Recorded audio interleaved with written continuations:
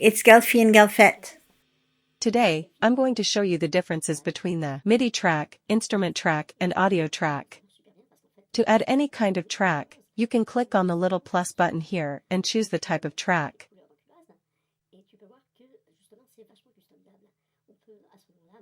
You can also, and it's faster, right-click in the left-hand area of your project window and select Audio Track. Here you can select the input, import an audio file from your computer or media rack, or one or more inputs from your sound card. Example: if I want to record vocals on my interface, i.e. an external sound card like the Focusrite Scarlett Solo, for example, I'll choose input 1, which is the microphone input. If I want to record bass or guitar, I'll go for input 2, which is the line input. And if I want to record vocals and an instrument, I'll choose the 1+2 combination. The audio track is used to display audio events.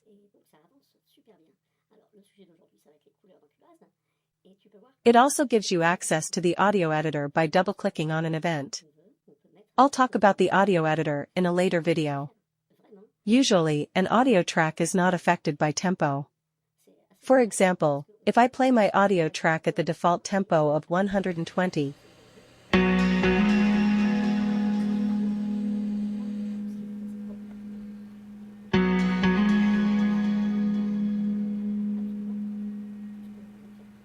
and then change the tempo to 90,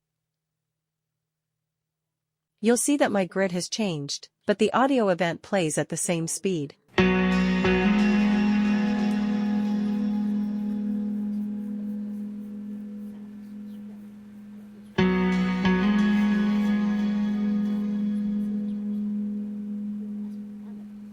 If you'd like to know more about the grid, I've also made a video on the subject. You'll find the link in the description, of course.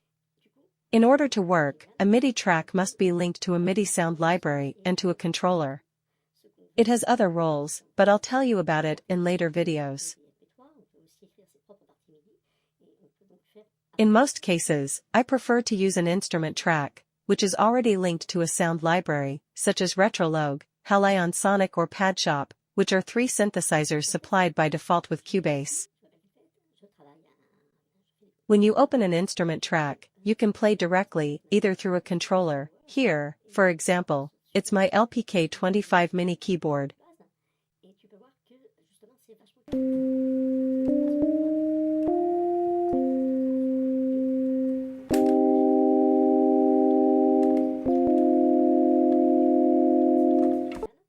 A MIDI or instrument track, on the other hand, is tempo sensitive. If I do the same test as with my audio track, with a tempo of 120, then 90, you can hear that the rhythm slows down.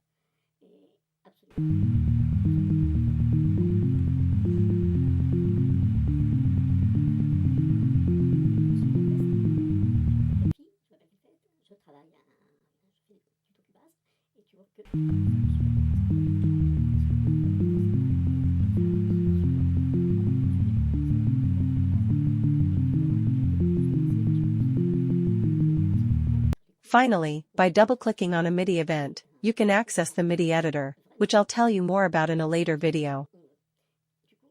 If you have questions or suggestions, feel free to let me know in the comments. I'll see you soon for new tutorials.